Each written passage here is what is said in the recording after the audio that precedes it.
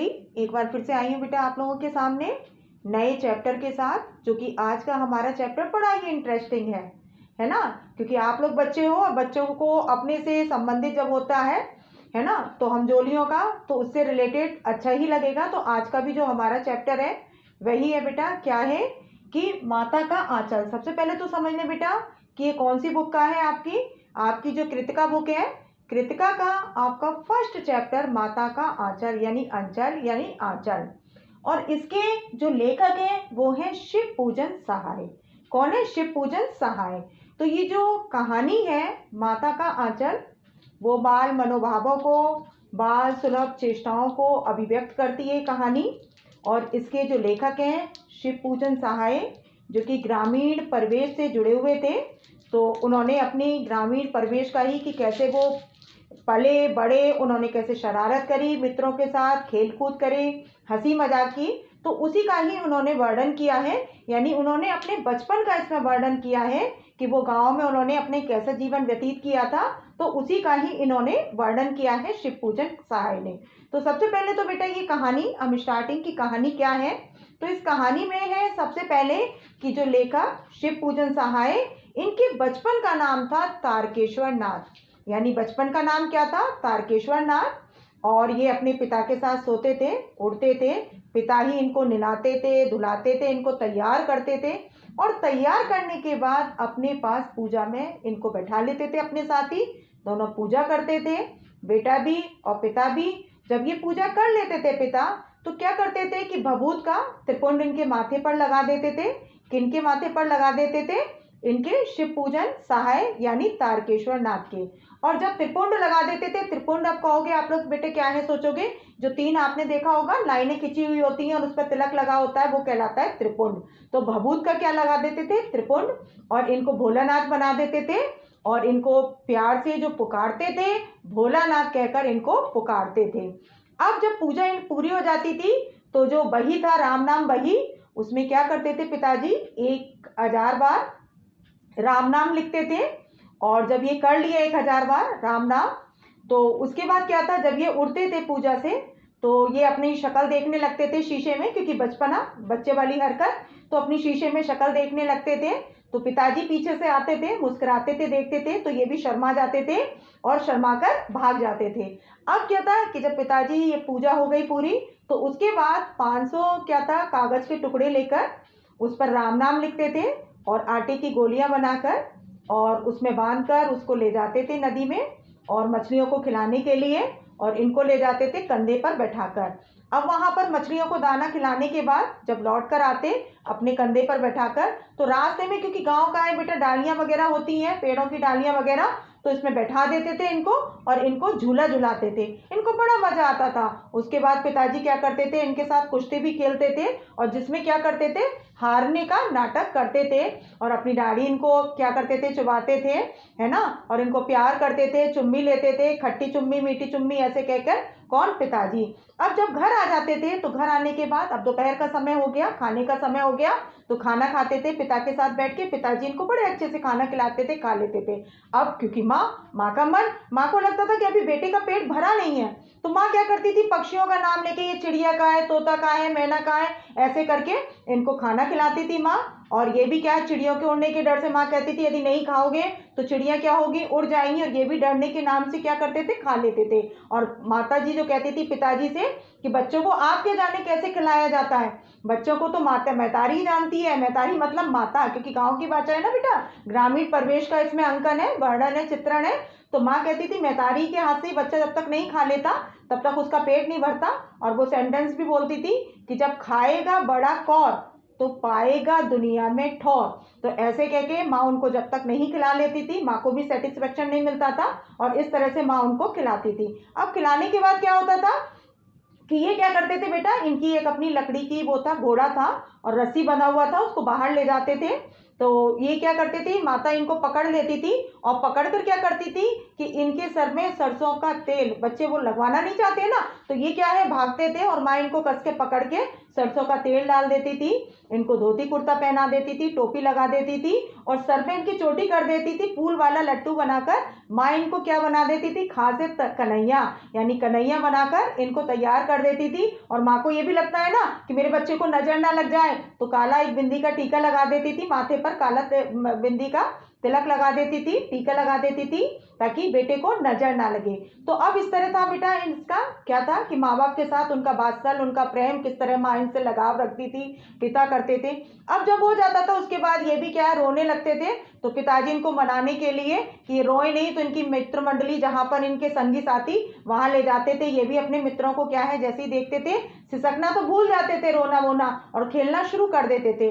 अब बेटा इनके खेल आते हैं कि किस तरह के, क्योंकि गांव में बेटा सामान उपलब्ध नहीं होते, बच्चे क्या करते हैं, खुद से बनाते हैं और उन्हीं सामग्री से खेलना। क्योंकि इसमें जो वर्णन है बेटा, मेन बात यह है कि ग्रामीण संस्कृति और ग्रामीण भी 30 के दशक की, जबकि गांव क्या थे बेटा, विकसित नहीं थे। अब तो गांव में बहुत सुविधाएं पहुंच गई हैं, लेकिन 30 के दशक में यानी पुराने समय में, उस समय के क्या था बेटा कि गांव विकसित नहीं थे, डेवलप नहीं थे। वहां ना बिजली की सुविधा थी, ना चिकित्सालय थे, ना विद्यालय थे, ना परिवहन की इतनी सुविधाएं थी। तो उस समय का वर्णन है। तो बच्चे क्या करते थे, उड़ते थे, खेलना कूदना, क्योंकि विद्यालय जाना नहीं, विद्यालय होते नहीं थे, दूसरी जगह भी बच्चा नहीं जा सकता था, क्यों, क्योंकि परिवहन सुविधाएं वगैरह नहीं थी। तो पिछड़ी ग्रामीण संस्कृति का इसमें वर्णन है। तो अब क्या करते थे ये, वहां पर स्वयं अपनी सामग्री खेल कूद की बनाते थे, उससे खेलते थे। अब क्या थे इनके खेलने के, कि जैसे बारात निकालना, कि ये मिल जाते थे और इनकी मित्र मंडली, बाराती भी स्वयं होते थे, बारातियों का स्वागत करने वाले भी यही बने रहते थे और पंक्ति बना देते थे और खिलाते थे। और उसमें क्या करते थे बेटा, जैसे लड्डू बना लिया तो क्या है कि जो पत्थर के है ना, मिट्टी के जो गोले वगैरह होते हैं है ना, उसको क्या करते थे ये बेटा, उसको लड्डू बना लिया। गीली मिट्टी है उसकी जलेबी बना ली। पत्ते वगैरह जो है उनको क्या करते थे, पूरी कचौड़ी बना लेते थे और पंगत में बैठाते थे लोगों को। तो इस तरह से करते थे। और जो वो होता है ना बेटा, सकोरा वगैरह जो होता है और जो मिट्टी के बने बर्तन, उन्हीं में क्या करते थे, बिठाते थे। अब क्या था कि जैसे कुल्हड़ वगैरह टूटे हुए हैं, उनके बताशे बना लिए। अब पिताजी भी बीच में क्या करते थे, आके बैठ जाते थे और जब खाना खिलाने से पहले जब उठा दिए जाते थे लोगों को, तो पिताजी हंसकर मुस्कुराकर इनसे पूछते थे कि अब भोलानाथ कब मिलेगा भोजन, तो ये भी मुस्कुरा जाते थे। अब खेती भी करते थे इस तरह से, क्योंकि जो बच्चे उस समय की खेल खेलते थे बेटा, गाँव के बच्चे, वो उस तरह की खेल खेलते थे जो उनके व्यवहारिक जीवन से संबंधित, व्यवहारिक जीवन यानी प्रैक्टिकल लाइफ से संबंधित, जो बड़े होकर बच्चे वो बनते ही हैं। जैसे मिठाई की दुकान लगाना, उसमें भी क्या है कि वही पूरी कचौड़ी वगैरह बना ली उन्होंने, पत्तल की, जलेबी गीली मिट्टी की बना ली, है ना। तो इस तरह से क्या करना कि बच्चे अपने आप ही खेल सामग्री क्या कर लेते, तैयार कर लेते। बारात निकालते थे तो क्या करते थे, जो पालकी होती थी, पालकी किसकी बनाते थे, चूहेदानी की पालकी बना ली। उसमें भी पिताजी आते थे, कपड़े से ढकी होती थी, हटा देते थे और ये भी क्या करने लगते थे, मुस्कुराने लगते थे। कौन, भोलानाथ यानी तारकेश्वर नाथ। और जो बारात निकालते थे वो क्या होती थी, चबूतरे की, जो चबूतरे होते हैं उसके एक कोने से दूसरे तक ले जाते थे ये बारात। मिठाई की दुकान लगाना, तरह तरह की, वो गीली मिट्टी का कर लिया, कंकड़ वगैरह का कर लिया, पत्ते वगैरह का बना लिया, क्या बना ली, कचौड़ी पूड़ी वगैरह, इस तरह से, जो कि उनकी प्रैक्टिकल लाइफ से संबंधित। बड़े के गांव में क्या है बेटा, खेती बाड़ी करते हैं, या क्या करते हैं, खेती बाड़ी। अब ऐसी खेती बाड़ी करते थे। अब खेती बाड़ी उसमें करते थे तो बीज किसके बना लेते थे, जो कंकड़ होते थे, तो कंकड़ को क्या बना लेते थे, बीज। जो दिए हैं उसी को तराजू बना लेते थे, तोलते थे, है ना। फसल जब पक जाती थी, पिताजी भी बीच में आ जाते थे, मुस्कुराते थे, कहते थे कि भोलानाथ इस बार की फसल कैसी रही, तो ये भी मुस्कुराने लगते थे, हंसने लगते थे। तो इस तरह के इनके खेल जो कि प्रैक्टिकल लाइफ से संबंधित, व्यवहारिक जीवन से संबंधित, जिनकी सामग्री है खुद से तैयार करते हैं। शहरों में होता है बेटा, बच्चों को सब उपलब्ध कराया जाता है, लेकिन गांव के बच्चों के पास उस समय उपलब्ध नहीं था और खेलना होता था उनको, भागने दौड़ने के इस तरह के खेल, बारात निकालना, जो उनकी प्रैक्टिकल लाइफ से संबंधित यानी व्यवहारिक जीवन से संबंधित। बड़े के बच्चे क्या करते हैं, खेती बाड़ी करते हैं, वहीं पर क्या करते हैं, मिठाई वगैरह की दुकान, वही उसी से संबंधित। अब क्या था बेटा कि एक बार की घटना का इन्होंने वर्णन किया है। कुछ ऐसी घटनाएं होती हैं जीवन की, आप लोगों के भी है जीवन में, कि कुछ घटनाएं ऐसी होंगी जो हमेशा आपके मानस पटल पर रहेंगी, जब आप बड़े हो जाओगे तब भी आपके मानस पटल में। तो एक बार की घटना का जिक्र करते हैं। एक बार क्या हुआ कि तेजी से आंधी आई, बहुत तेज आंधी। अब बच्चों की खेलने की आदत, सब बच्चे खेल रहे थे, खेलते खेलते क्या हुआ, आम के पेड़ में, आम के बाग में घुस गए। बच्चों का स्वभाव ही होता है आम को तोड़ना करना ये।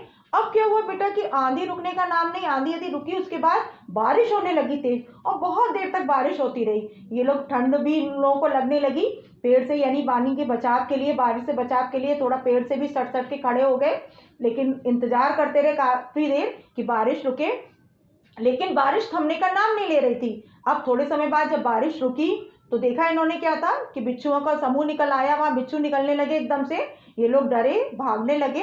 अब जब भागकर निकलकर बाहर आए तो वहीं पर बेटा क्या था, इनका एक मित्र था बैजू, और उसने क्या करा, एक गांव के बूढ़े व्यक्ति यानी मूसल तिवारी, गांव का एक व्यक्ति था जिसका नाम बूढ़ा मूसल तिवारी, क्योंकि ये वो करते थे बेटा तरह तरह की तुकबंदी। तुकबंदी जरा से समझ ले बेटा क्या होता है कि बोलकर खेलना जो होता है ना, तुकबंदी कहलाती है बोलकर खेलना। जैसे हम लोग ऐसे बोलते हैं ना, अक्कड़ बक्कड़ बम्बे वो, या एक वो क्या बोलते हैं बेटा कि आटे वाटे दही चटाके, इस तरह के बोल के खेलते हैं ना बेटा, वो खेल कहलाते हैं हमारे तुकबंदी, यानी मुंह से बोलकर खेलना, वो कहलाता है तुकबंदी, है ना। टीपू टीपू top, what colour you want, आप लोग इस तरह के खेलते हो ना, तो ये लोग भी गांव के बच्चे क्या थे, मुंह से तुकबंदी करना, बोलना। तो उसका मूसल तिवारी को बैजू जो था बड़ा ढीठ था, थोड़ा सा चालाक भी था, उसने चिढ़ाना शुरू किया कि बूढ़ा मांगे करेले का चोखा, ऐसे करके उसको चिढ़ाया। किसको? मूसल तिवारी को। बूढ़ा क्या जाने और क्या है कि मांगे करेले का चोखा, ऐसे करके उसको चिढ़ाया। तो जब ये चिढ़ाना शुरू किया तो जो और भी बच्चे थे उन्होंने भी चिढ़ाना शुरू किया। अब क्या था, मूसल तिवारी उसने दौड़ाना शुरू कर दिया पकड़ने के लिए, तो ये लोग भागने लगे, भागते भागते सब तितर बितर हो गए। तो वो क्या था, विद्यालय चला गया इनके, और वहां पर शिकायत की गुरुजी से। तो गुरुजी ने 4 बच्चों के नाम वारंट भेजा। तो जो था बैजू, जो कि ढीठ था, चालाक था, वो तो भाग निकला। 3 बच्चे पकड़ में आ गए, स्कूल ले जाया गया, उनको मारा पीटा गुरुजी ने। इनके पिता तक संदेश पहुंचा, पिताजी पहुंचे।